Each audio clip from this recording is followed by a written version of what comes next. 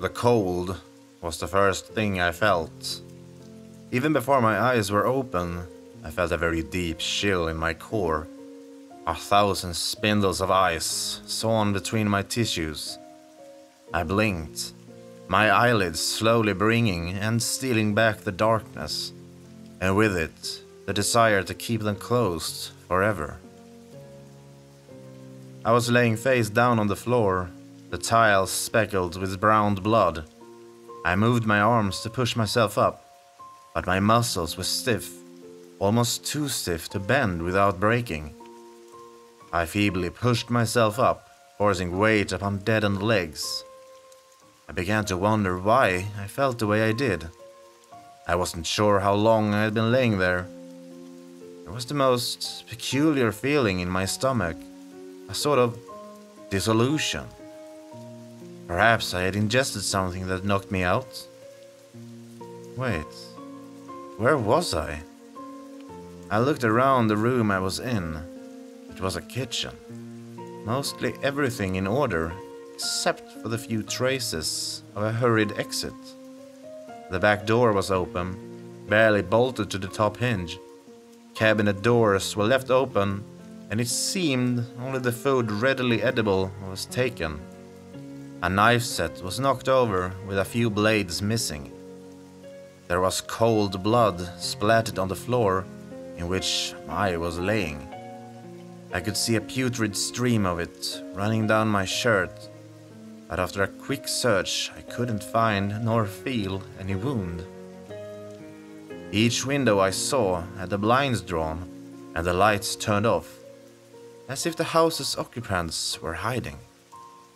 I went into the living room, barely bending my brittle knees into an awkward walk.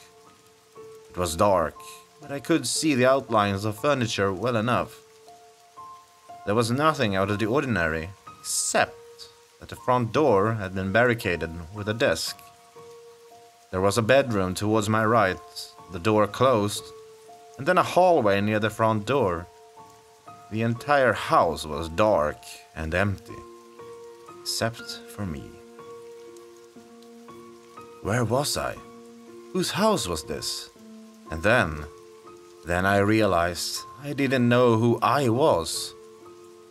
I thought and thought and thought upon it, trying to bring up some memory of a name, a friend, an activity, my face.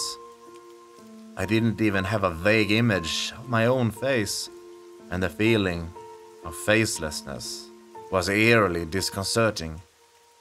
Trying to access my convoluted memory banks, I realized I couldn't remember anything other than the cold of waking up on that kitchen floor.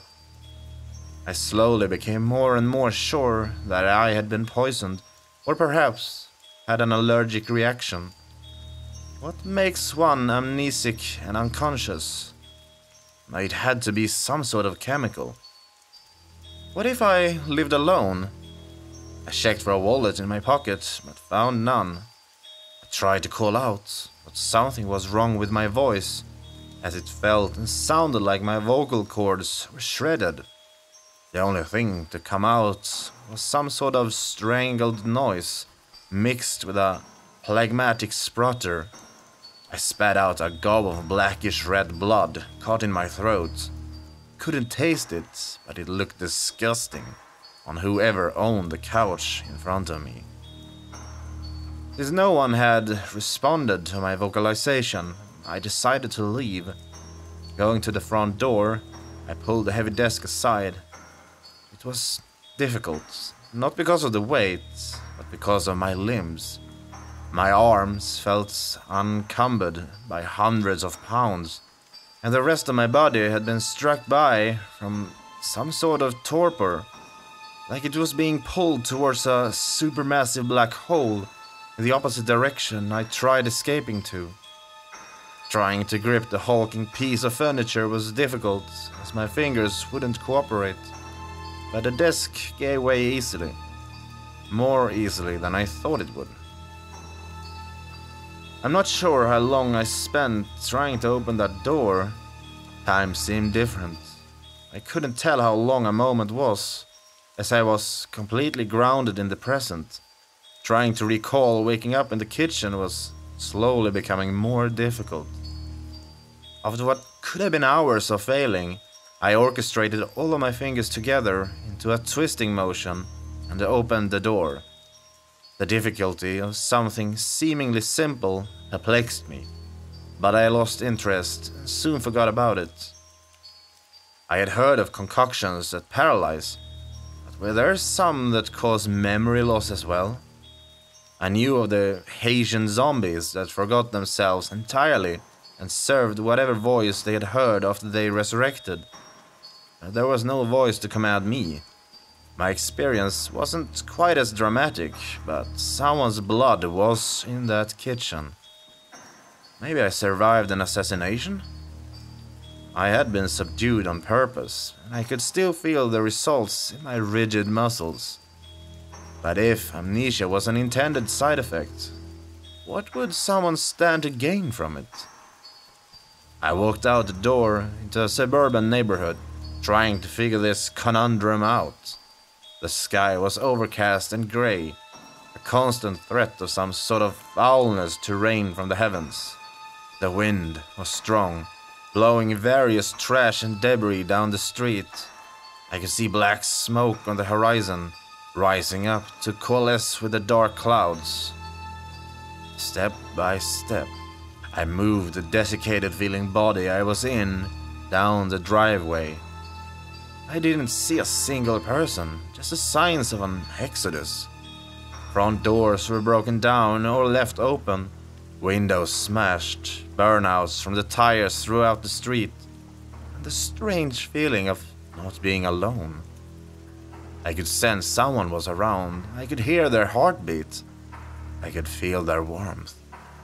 I needed to find them, I needed to know what was going on. Someone would help me, I was sure. A too thick saliva began to form in my mouth, a very foreign saliva.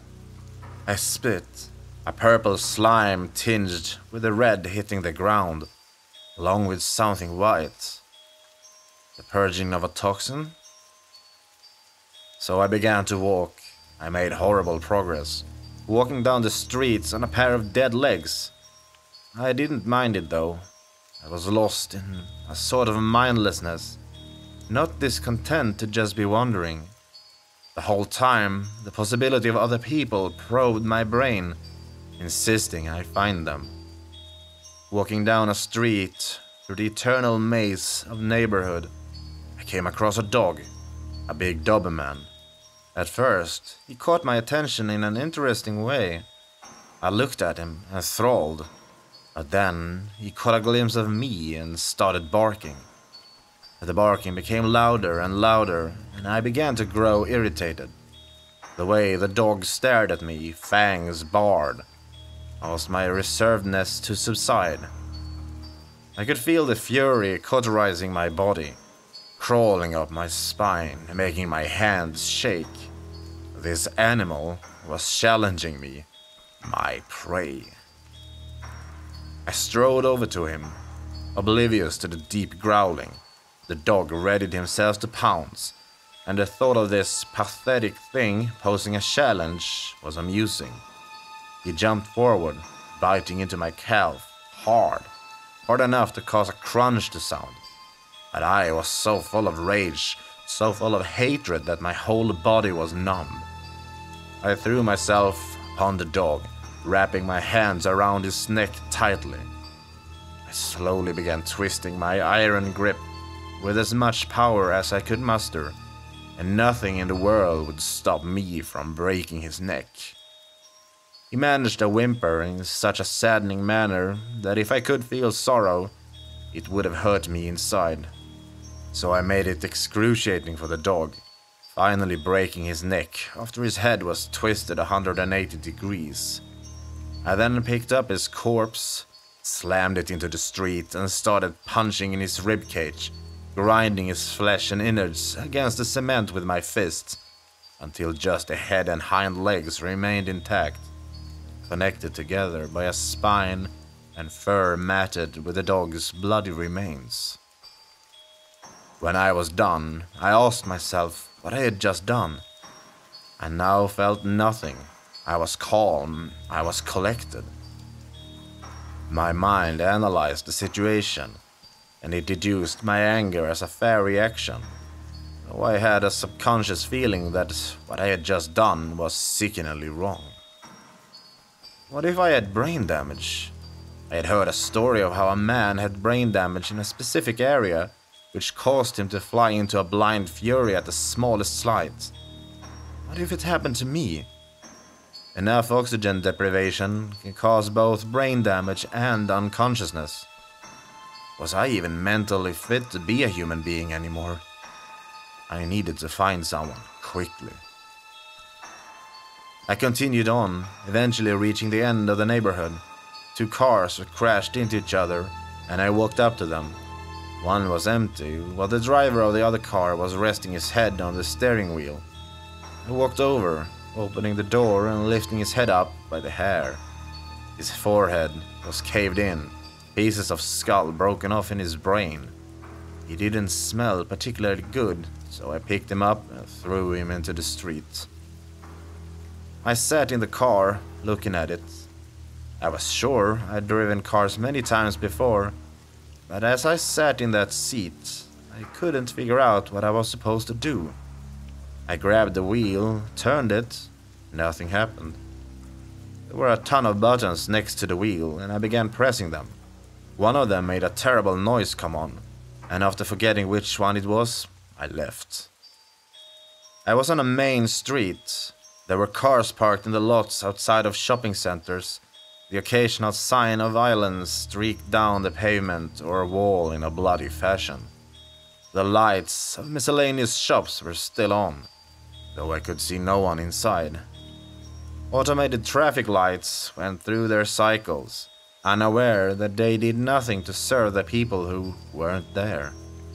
The place was a ghost town, void of anything that might be alive. Then I saw someone. I was in front of a grocery store, the entrance destroyed by a flipped car. The person I saw appeared to be a man. He limped, and it seemed like every time he put weight on his right leg, it would almost snap out underneath him. He was making his way into the apartment complex from the other side of the street. I tried yelling out to him, but all I could make was a groan. He continued on to the complex grounds, and I decided to follow him. When I passed the surrounding fence, however, I saw a group of people running up a flight of stairs into an apartment. One of them was holding a gun towards the man trying to follow, who seemed to be besieged something of them by holding his arms out. From the look of it, he needed medical aid. And then they shot him. I immediately took cover behind the fence, peeking around the corner. The last person to go in was a woman, who made the strangest feeling rise in my chest. I took a look at her as she stared at the corpse of the man her friend had just shot. She couldn't see me, however, and went inside. There was something peculiar about her. She contorted my chapped lips into a goofy semi-grin.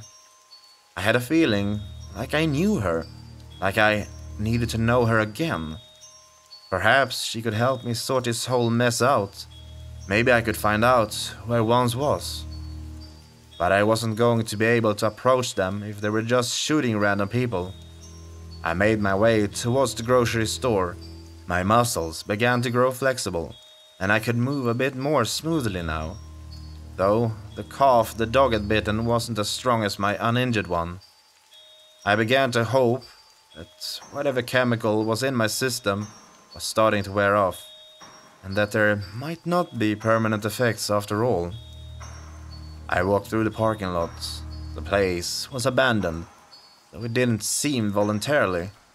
Some of the car doors were open, some were painted red. One trunk was open, half filled with groceries, and a carton of eggs smashed upon the concrete next to it. Dozens of carts were left astray. The car that had rolled over had smashed the glass doors leading into the grocery store. It appeared the car was resting upon a few people, their blood and organs forced out of their bodies all over the cement. The wind blew. It was cold. I got to the dumpster behind the store and opened it up. I grabbed a piece of cardboard, and underneath was a small child, face gnawed until it was unrecognizable. I could see the bone of the nose, though the cartilage was gone. There was an ear spat out next to his head. The lips were eaten in a particularly vicious way, exposing smashed-in teeth and purple gums. The eyes had been slurped out, leaving this 8-year-old child staring into the sky with a lifeless gaze. The skull was smashed in and the brain was served at 98.6 degrees Fahrenheit. The body had pieces picked off of it in varying degrees. In some places to the muscle, in others to the bone. This was the work of something wild, something extremely voracious. The child was small enough to be an easy meal for a pack of starving dogs. There was even a news report about cases like this a few months ago. Wasn't there? Or did it seem like something that would be on the news? Regardless, I reached my hand into the emptied stomach, digging up past the remains in search of wet blood. After getting some, I wrote, "I am not an enemy, don't attack," on the cardboard. The body gave off a foul stench, and it wasn't the sight so much as it was the scent that deterred me. It wasn't decomposition, but there was something definitely wrong with the corpse. So I left, utterly forgetting the small child. I arrived back at the opening of the apartment complex. The door the group had entered was shut tight. I waited, not sure how long it was, but completely content with passing the time doing nothing. And I thought it would be better to see them coming before they could see me. So I took my sign and went to the cemetery across the street from the apartments, where I would be able to properly observe them. Night came, everything was quiet. Not a single car passed. No one walked along the sidewalk. There wasn't a single person out picking up fast food, visiting the grocery store, or renting a movie. Orange glows on the horizon kept me company. Anything that a human being might once do was never to be done again. I lay there, silently watching, alone, in a yard full of corpses. I had the same sensation I had had in the neighborhood I woke up in, that there were people around. I knew I could feel the ones in that apartment, so I waited for them. The only uncomfortable part was the cold. I couldn't get warm at all. I wished my body would metabolize whatever was in me. I just wanted to feel alright again. I was slowly beginning to forget what exactly I needed metabolized from my body. Was it something bad? Couldn't be, as I felt perfectly fine. I had a vague feeling that I should wait for the people who went into the house. Maybe that woman I saw could tell me what I needed out of my system. I spent the night next to the grave of Chris Redfield. Then day came. It seemed slow, but I couldn't be sure. My mind was only conjuring up blanks, and I tried accessing the last few hours' images. The clouds stayed, like a dark harbinger, hiding whatever might be bright, whatever was left that could be warm. If there was anything that could make me warm again. Finally, I saw them come out, a few, including the woman. I made as much haste as I could, holding up my sign, until I caught one of their eyes. It was a man, thin, gaunt, bones quite prominent, like an undead skeleton. He had a handgun, and as soon as I came into his vision, he pulled it up, aiming it at me, yelling out a warning. The other two looked at me, and the woman I had seen gasped. I got a better look at her. She was beautiful, even angelic. Blonde hair, of a very light color, green eyes, the color I imagined Mother Nature herself might have. I could see an aura around her, of a bright white. I saw it shoot towards me, and I was instantly soothed. My leg felt alright, my spirit was healed, my being rejuvenated. I loved her, and I'm sure I loved her even more back before, when I knew who I was. She looked at me, mouth agape, expression stunned. The skeleton covered in flesh took a step forward, and she stood in front of him. I held my sign out, and she read it. I could see a tear run down her face. They muttered a conversation to each other. The man let me continue on. No, how can you trust him? The man yelled as the woman I loved started walking towards me. We're going back, right now, with or without you. And the other two started running back up the stairs. They meant nothing to me, however, so I didn't care. I dropped the sign. This woman, a complete stranger to me, yet so familiar I felt that if I lost her now, I would lose my entire life. She came closer and stopped. Is that you? She whispered. I managed to articulate with difficulty. For this woman, I could remember nothing about. This woman that I loved, I would do anything. She walked up to me. I extended my arms to embrace her, and when she fell into them, I ripped her fucking throat out. The flesh in my mouth 1 second and swallowed in the next.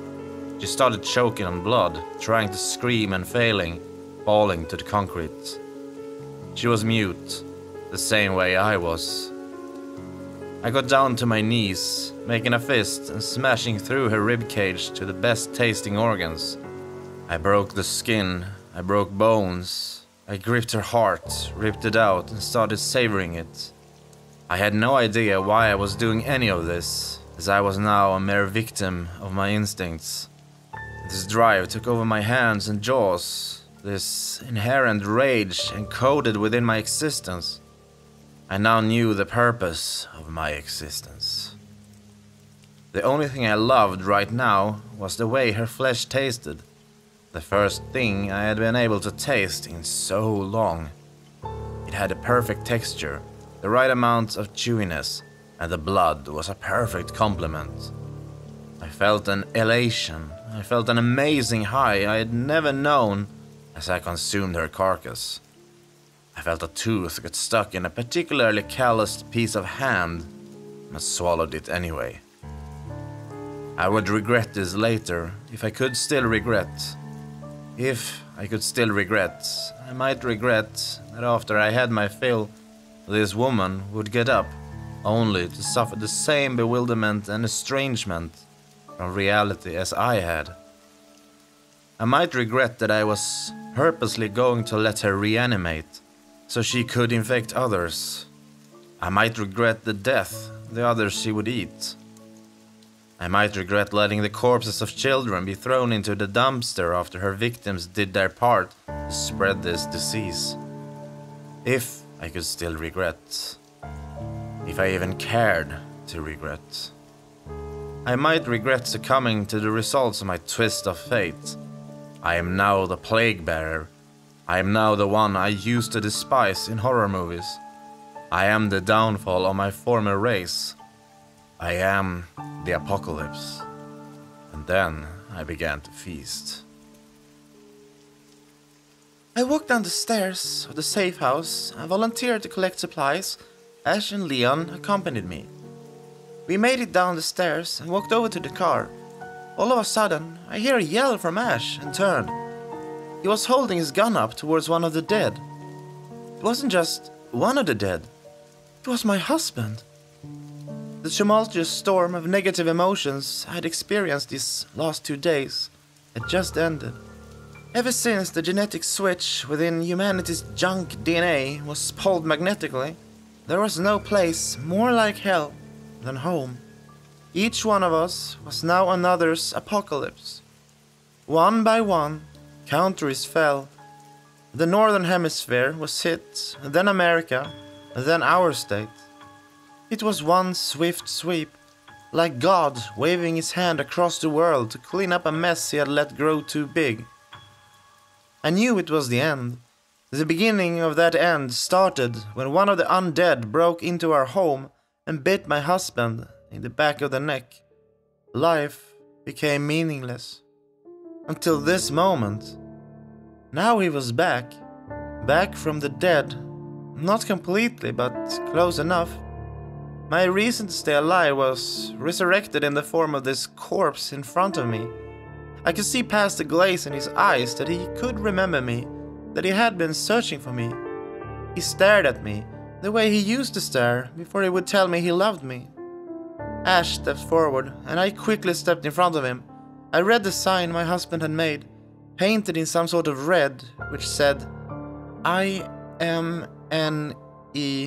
me. Do it, Atak. His spelling was never very good anyways, but this meant that he was still cognitively functioning. And even though he was a shambling corpse with a shin bone piercing through his calf, I still loved him. I tried to stop myself from crying. What are you doing? Ash asked. That's my husband, I told him. That's not your husband. He's a corpse. A zombie hungering for your flesh. He probably walked in from the same cemetery as the other cadavers. I'm going to talk to him. No, how can you trust him? But I had already started walking towards my husband. We're going back now, with or without you. I heard Ash yell, and then their footsteps up the stairs. I didn't need them though. The only person I needed was him. The man in front of me. The one with the dilated, newly pigmented pupils that were as ghostly as the full moon. The one with the blotchy, sickly pallor, whose jaw hung slightly slack and leaked a purple fluid. He was missing one of his front teeth, but with the bloody and rotten gums he had developed, it seemed like they'd all fall out soon anyhow. He was covered in dried blood and smelled of decomposition. But death was the final barrier, and he had broken it. Now we could be together forever. I stopped in front of him. Is that you?